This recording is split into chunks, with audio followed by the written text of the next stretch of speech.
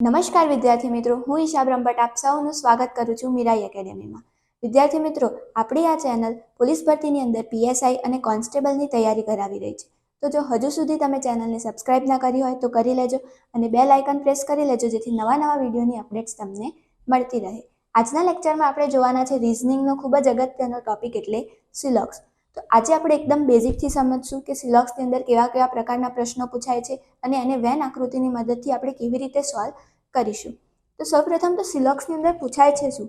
તો એની અંદર તમને એક વિધાન આપેલું હશે અને એના ઉપરથી તારણ આપેલા હશે અને તમારે કહેવાનું રહેશે કે આમાંથી કેટલાક તારણો સાચા છે અને કેટલા તારણો ખોટા છે. જેમ કે તમને કહેશે કે બધા જ એ બી છે, કેટલાક બી સી છે, કેટલાક સી ડી છે અને એના ઉપરથી તમને તારણો આપેલા હશે કે શું બધા જ સી જે છે એ હોઈ શકે છે, બધા જ બી જે છે એ ડી છે. તો આવા બધા પ્રકારના તારણો આપે છે અને તમારે કહેવાનું હોય છે કે આમાંથી કેટલાક તારણો સાચા છે કે કેટલાક તારણો ખોટા છે.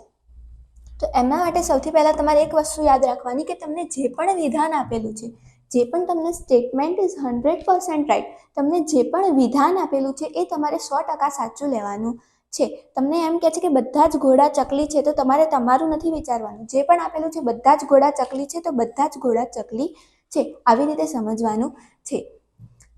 આપણે સમજીએ કે વિધાનના પ્રકાર કેવા હોય છે, કેવા કેવા પ્રકારના વિધાન પૂછાય છે. તો અહીંયા કીધું છે કે બધા જ એ બી છે, તો એને આપણે વેન આકૃતિમાં કેવી રીતે દોરશું? બધા જ જે એ છે, આ બધા એ છે એ શું છે? બી છે. બધા જ એ શું છે? બી છે. હવે આની ઉપરથી તમને પૂછે કે જે બધા જ બી છે એ છે, તો અગર એમ પૂછે કે હોઈ શકે તો રાઈટ આવે, પણ બધા જ બી જે છે એ છે, તો એ શું થશે? ખોટું થશે. કેમ કે જે બીનો આટલો પાર્ટ છે એ તો એ નથી. હું આને બીજી આકૃતિ પણ દોરી શકું કે આ બધા જ એ અને બધા જ બી આખા એક જ સર્કલમાં એ બી છે, તો પણ આ થાય ને કે બધા જ એ બી છે. આમાં પણ સાચું થાય. આવી આકૃતિ પણ આપણે બનાવી શકીએ. પણ એટલે કે જ્યારે પણ તમને તારણો આપેલા હોય ત્યારે જ એની ઉપરથી વિધાન ઉપરથી તમે જેટલી પણ આકૃતિ બનાવી છે એ બધી જ આકૃતિમાં જો એ તારણ સાચું થતું હોય તો જ એ તમારું તારણ સાચું થશે. હું આના ઉપરથી તારણ કહું છું કે બધા જ બી એ છે, તો એ આમાં તો સાચું નહીં થાય. આમાં તો સાચું થઈ જશે, પણ આમાં સાચું થતું નથી, તો એ શું થઈ જશે? વિધાન ખોટું થઈ જશે.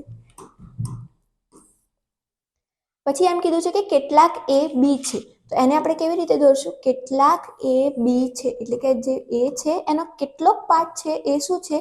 બી છે. એનો આટલો પાર્ટ શું છે? બી છે.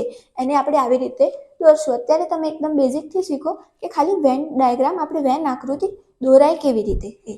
પછી કીધું છે કે કોઈ પણ એ બી નથી, એટલે કે આ એ જે છે અને આ બી એ બંને અલગ અલગ છે, કોઈ પણ એ બી નથી, તો એને આપણે આવી રીતે દોરી દઈશું. પછી કીધું છે કે કેટલાક એ બી નથી. કેટલાક એ બી નથી મતલબ કે આ એ જે છે એનો કેટલોક પાર્ટ છે ને એ બી નથી. આની અંદરથી પછી પ્રશ્ન પૂછે કે શું કેટલાક એ બી હોઈ શકે? તો હા, એ સાચું છે. અહીંયા ખાલી એમ જ કીધું છે કે કેટલાક એ જે છે એ બી નથી. હવે આપણે એને એક્ઝામ્પલથી સમજીએ, ઉદાહરણથી સમજીએ, જેથી તમને વધુ ખ્યાલ આવશે. તો તમને આવી રીતે વિધાન આપેલા હશે, પછી એના ઉપરથી તારણ આપેલું હશે અને તમારે કહેવાનું હશે કે આમાંથી કેટલાક તારણો સાચા છે, ફક્ત એક સાચું છે, બંને સાચા છે, ફક્ત બીજું સાચું છે કે કોઈ પણ સાચું નથી. તો આવા પ્રકારના પ્રશ્નો પૂછાય છે.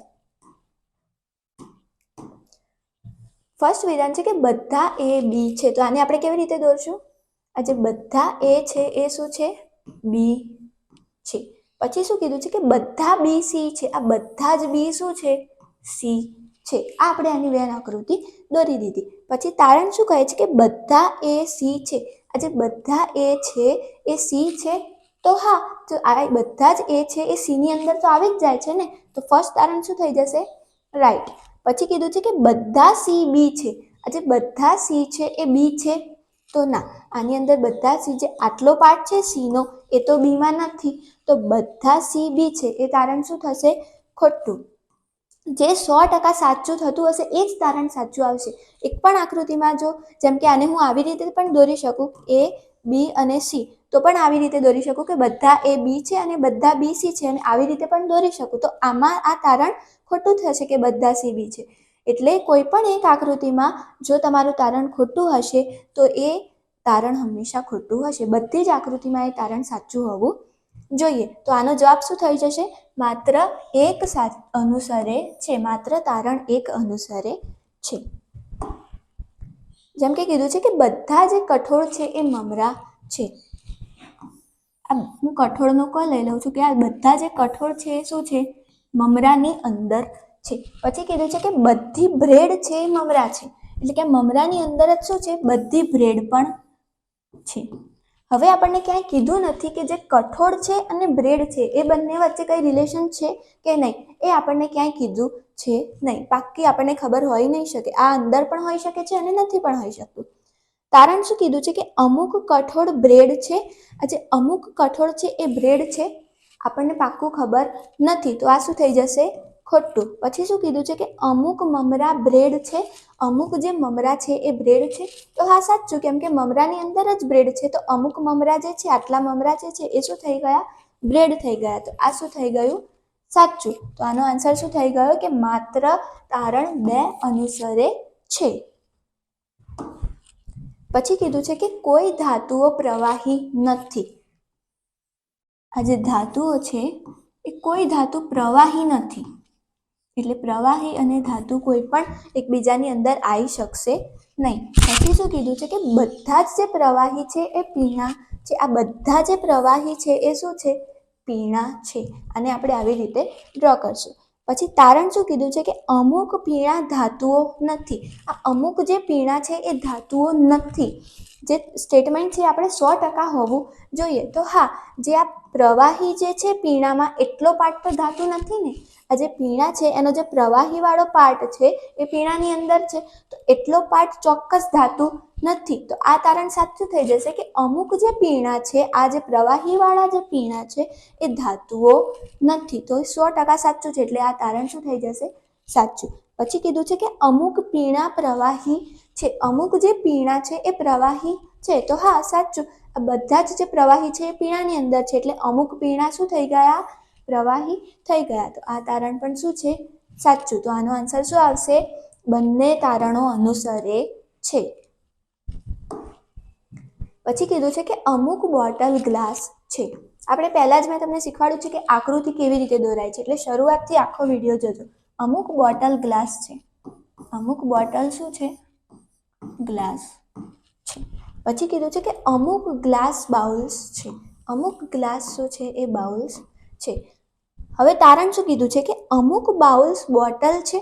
જે અમુક બાઉલ્સ છે એ બોટલ છે, તો ના, આ આકૃતિમાં તો નથી જ, એટલે શું થઈ જશે? આ ખોટું. અગર અહીંયા કીધું હોત તમને કે હોઈ શકે અમુક જે બોટલ છે એ અમુક કે બાઉલ્સ બોટલ હોઈ શકે, તો સાચું આવશે કે હોઈ શકે છે. હું આને આવી રીતે દોરી દઉં, ત્રણે ડાયાગ્રામ ભેગા દોરી દઉં, તો એ હોઈ શકે છે. પણ આ તારણમાં શું થઈ ગયું? ખોટું. ચોક્કસ આપણને ખબર નથી, તો એ તારણ શું થઈ ગયું? ખોટું. પછી કીધું છે કે અમુક ગ્લાસ બોટલ નથી.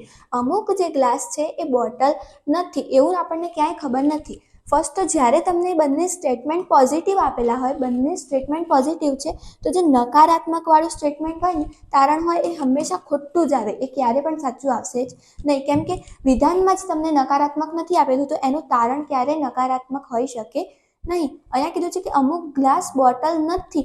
અમુક ગ્લાસ બોટલ છે એ આપણને ખબર છે, પણ અમુક નથી જ એ આપણને પાક્કું ખબર નથી. તો એ તારણ શું થઈ જશે? ખોટું. તો આનો જવાબ શું થઈ જશે? કે એક પણ તારણ અનુસરતું નથી. એક પણ તારણ અનુસરતું નથી. અમુક માછલીઓ ઘોડા છે.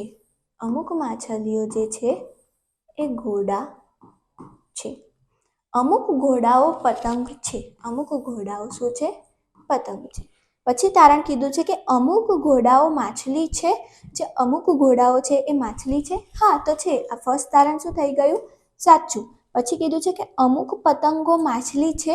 અમુક જે પતંગો છે એ માછલી છે. આપણે હમણાં જ જોયું તેમ આપણને પાક્કું ખબર છે નહીં. અહીંયા હોઈ શકે તો સાચું આવત, પણ પાક્કું છે જ એવું કહી શકાય નહીં. તો આ તારણ શું થઈ ગયું? ખોટું. પછી કીધું છે કે અમુક પતંગો ઘોડા છે. અમુક જે પતંગો છે એ ઘોડા છે. હા, છે. તો આ તારણ પણ શું થઈ ગયું? સાચું. તો આનો જવાબ શું આવશે? માત્ર 1 અને 3 અનુસરે છે. કેટલાક એ બી છે. કેટલાક એ જે છે એ શું છે? બી છે.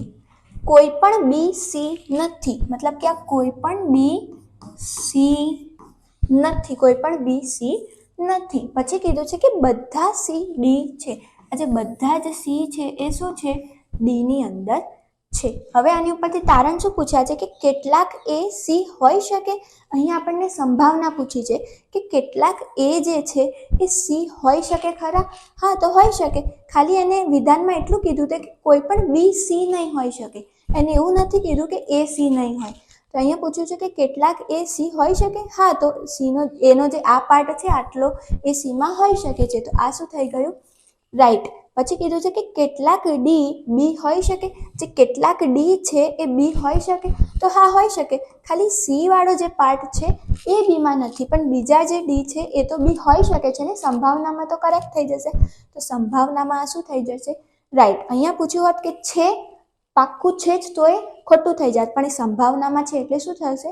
હોઈ શકે છે. તો આમાં શું થશે કે બંને તારણો અનુસરે છે. તો આજે આપણે સિલોક્સની અંદર એકદમ બેઝિક સમજ્યા કે એના વેન આકૃતિ કેવી રીતે દોરાય છે, એના પ્રશ્નો કેવા પૂછાય છે, એનું આપણે સોલ્યુશન કેવી રીતે કરીએ છીએ. તો અમારી ચેનલને લાઇક કરો, સબસ્ક્રાઇબ કરો અને મેક્સિમમ ટુ મેક્સિમમ શેર કરો. મળીએ એક નવા વિડીયોમાં નવા કોન્સેપ્ટ સાથે. Thank you.